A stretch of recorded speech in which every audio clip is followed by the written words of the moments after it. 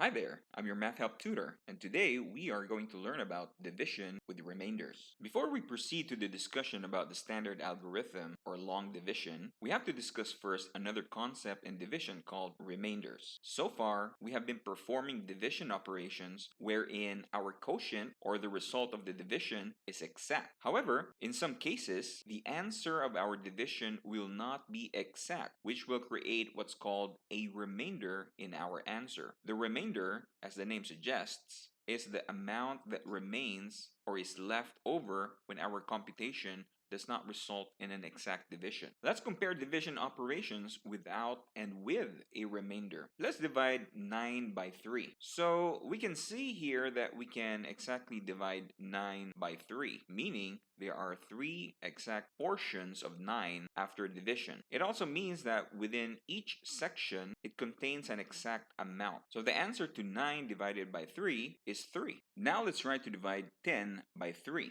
We can solve this by dividing 10 blocks into sections containing exactly 3 blocks each. Now notice that when we do that, it results in 1 block remaining.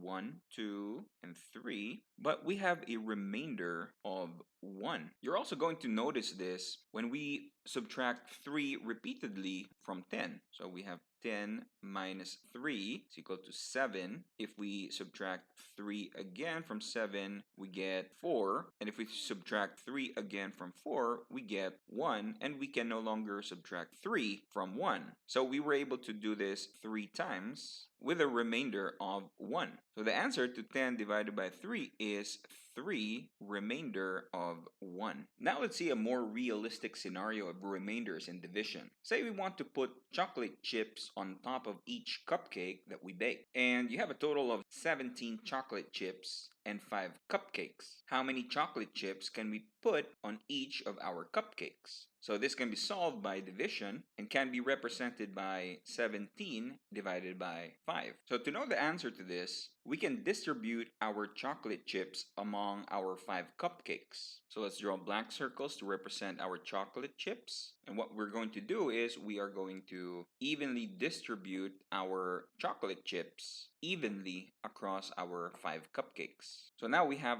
15 chocolate chips in our 5 cupcakes, but we still have 2 chocolate chips remaining, and we won't be able to exactly distribute these 2 remaining chocolate chips to our 5 cupcakes. So the answer to the question, how many chocolate chips can we put on 5 cupcakes if we had 17 chocolate chips, is 3 chocolate chips per cupcake with 2 remaining chips, or 3 with a remainder of 2, which means 3 chocolate chips per cupcake with a remainder of 2 chocolate chips. Let's try another example so we can really understand what remainders are. Let's try 50 divided by 11. So what we have here is a rectangle with 50 blocks in it. So to visually solve this division problem, what we're going to do is we are going to group the blocks wherein each group has 11 blocks in it, and we are going to be representing this with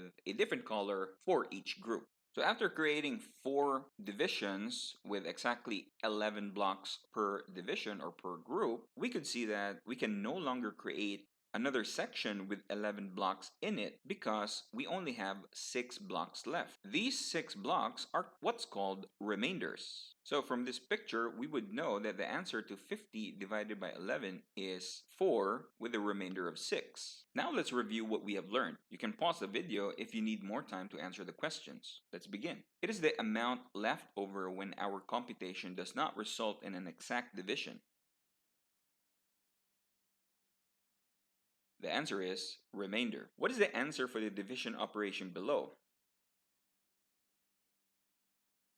The answer is 6 remainder of 2. So how did we come up with this answer? From the grid or the array that is shown here, we can see that there are 20 blocks in it. Now what we could do is create groups of blocks with 3 blocks in each group. So we have created 1, 2, 3, 4, 5, and 6 groups with 3 blocks in each group. And we can see that we have two remaining blocks, and we can no longer create another group with three blocks in it because there's not enough blocks to do that. So these two blocks are what we call remainders, and we have two of these. So the answer to 20 divided by 3 is 6 with a remainder of 2. And that's it for now. Remember to keep on practicing your math skills with our sample exercises and workbooks. See you then.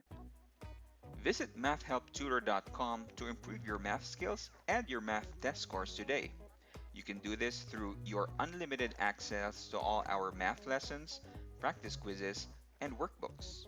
You can also schedule a one-on-one tutorial session with us today. Check out the links below this video to see how you can support us if you found this video helpful. Of course, don't forget to like, subscribe, and share this video and this channel to your friends and family who might need this. See you soon!